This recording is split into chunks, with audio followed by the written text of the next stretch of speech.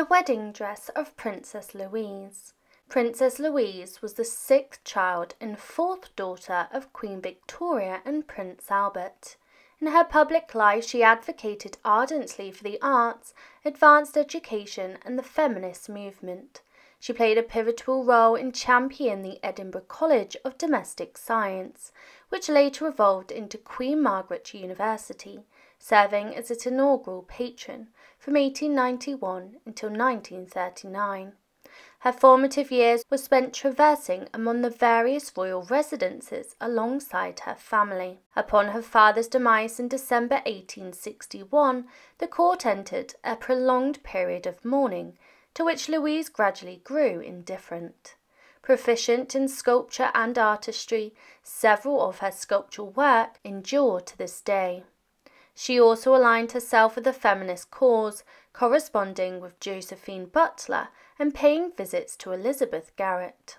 Louise became betrothed to the Marquis of Lorne on the 3rd of October 1870 during their stay at Balmoral. Lorne was invited to Balmoral Castle in Scotland, where Louise, along with the Lord Chancellor, Lord Hatherley, and Queen Victoria's lady-in-waiting, Lady Ely, took a carriage ride. Subsequently, Louise returned and informed the Queen that Lorne had professed his affection for her, and she accepted his proposal with the Queen's blessing. To mark the occasion, the Queen bestowed Lady Ely with a bracelet. The Queen grappled with the prospect of parting with her daughter, confiding in her journal the poignant sense of loss that she felt. This deviation from royal tradition raised eyebrows, particularly in Germany. Queen Victoria corresponded with the Queen of Prussia, explaining that princes from modest German lineages faced disfavour in Britain, while Lord Lorne, possessing distinction and independent wealth, held a rank no lower than minor German royalty. Before Louise's nuptials, Victoria arranged for her to receive a stipend. The wedding took place at St George's Chapel in Windsor Castle on the 21st of March 1871, during such a sizable crowd that policemen had to form barriers for control, marking the first instance of such measures being required. Louise donned a wedding veil of her own design, crafted from Honiton lace, and was escorted into the chapel by her mother and her 2 elder brothers, the Prince of Wales and the Duke of Edinburgh. On this occasion, the Queen's sombre mourning attire was enlivened by the vivid hues of the Garter Star.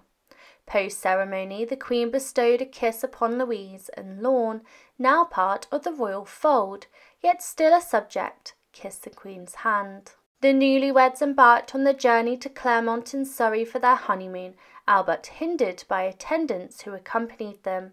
Ensuring privacy was a luxury that they couldn't afford, even during meal times. Despite this, the brief 4-day stay was devoid of interruptions, as the inquisitive Queen couldn't resist probing her daughter about her impressions of married life. Among the array of wedding gifts, a notable offering was a maplewood desk from Queen Victoria. As for the attire, Louise adorned herself in a resplendent white silk wedding gown, embellished with deep flounces of Honiton lace, strewn delicately with flowers. Trimmed with fragrant orange blossoms, ethereal white heather, and verdant myrtle, the gown boasted a train, harmonizing seamlessly with the ensemble. Atop her head, a wreath intertwined with orange blossom and myrtle crowned her, while a short wedding veil of her own design, crafted from Honiton lace, gracefully adorned her visage. Secured in place by 2 of the 3 exquisite diamond daisy brooches gifted by her younger siblings, Prince Arthur, Prince Leopold, and Princess Beatrice, the veil exuded a regal charm. These dainty brooches, now in possession of the Princess Michael of Kent, formerly belonged to her husband, inherited from his mother, Princess Marina, Duchess of Kent. Louise's fondness for her great-nephew, Prince George, Duke of Kent, and his wife, Princess Marina, is evident, as she bequeathed several jewellery pieces, including the cherished diamond daisy brooches, to Marina upon her demise in 1939. a striking bracelet from her betrothed graced Louise's wrist, featuring a central sapphire encircled by diamonds and pearls with a pearl pendant, which doubled as a pendant ornament.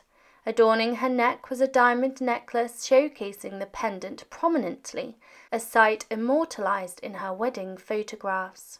Additionally, she sported an emerald bracelet bestowed upon her by the Prince and Princess of Wales, along with a diamond bracelet with a storied history, once belonging to her maternal grandmother, the Duchess of Kent, formerly Victoria of Saxe-Coburg-Saalfeld, gifted by the Windsor populace.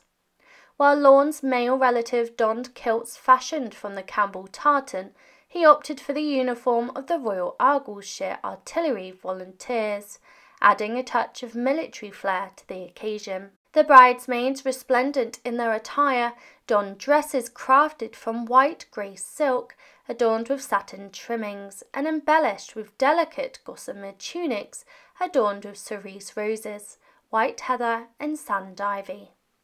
Their heads were crowned with floral wreaths echoing the motifs of the dresses. Each bridesmaid wore a locket intricately crafted from crystal de roche, lavishly adorned with blue and white enamel, featuring a central purple scroll inscribed with Louise 1871, encircled by a wreath of roses and forget-me-nots. Suspended from a gold chain, the locket was affixed to a princess coronet studded with emeralds and rubies, attached to a true lover's knot of turquoise enamel, completing their enchanting ensemble. Guests arrived via a dedicated train from London, greeted at Windsor train station by carriages that whisked them to the entrance near Wolsey Chapel, now dubbed the Albert Memorial Chapel, where they were ushered to their designated seats. The groom's parents, the Duke and Duchess of Argyll, alongside other close relatives, arrived from Windsor Castle and were directed to their seats adjacent to the altar. Meanwhile, clergy involved in the ceremony took their positions at the altar, while members of the British royal family and other dignitaries gathered in the green drawing room at Windsor Castle. At the stroke of noon, the royal entourage was transported by carriages to the south entrance of St George's Chapel. Making their way up the nave to their allocated seats in the choir, they were serenaded by the festal march, specially composed for Princess Louise's nuptials by the St George's Chapel organist George Elvey.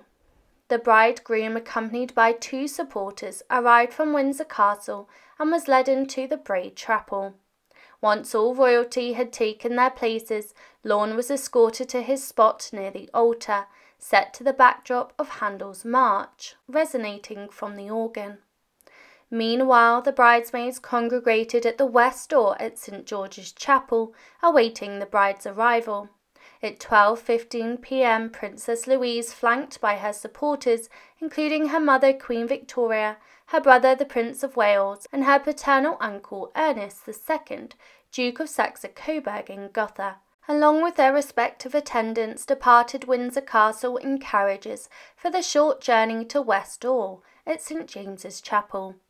The bridal procession commenced at the west door, advancing through the nave to the choir, accompanied by music from the organ. Queen Victoria, who bestowed her daughter in marriage, sat close to the bride, alongside the Prince of Wales and the Duke of Saxe-Coburg in Gotha. The wedding rites were conducted by John Jackson, Bishop of London, in the absence of the Archbishop of Canterbury, while the choir harmonized with two songs composed by George Elfie and a chorus by Beethoven. Upon the conclusion of the ceremony, a royal salute echoed through the air as the newlyweds and the attending royalty exited St George's Chapel via the west door. Following their return to Windsor Castle, the marriage registry was signed by the bride, groom, Queen Victoria, and other esteemed guests in the white drawing room. A sumptuous luncheon awaited the royal contingent in the Oak Room, while a buffet luncheon catered to other attendees in the Waterloo Gallery. The piece de resistance, the wedding cake, stood a towering 5 feet high, weighing over 225 pounds, adorned with cherubs, flowers, Corinthian columns, and intricate icing work by Queen Victoria's master confectioner. At 3:30 p.m, a special train whisked the guests back to London, while the newlyweds departed Windsor Castle at 4 p.m. for a 4-day honeymoon at Claremont House in Surrey.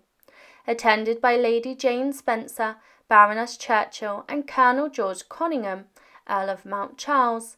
Later in the evening, a lavish banquet unfolded in the Waterloo Chamber, followed by an enchanting soirée in St. George's Hall. As Princess Louise embarked on this new chapter of her life, her timeless elegance and grace shone brightly, leaving an undeniable mark on the annals of royal history.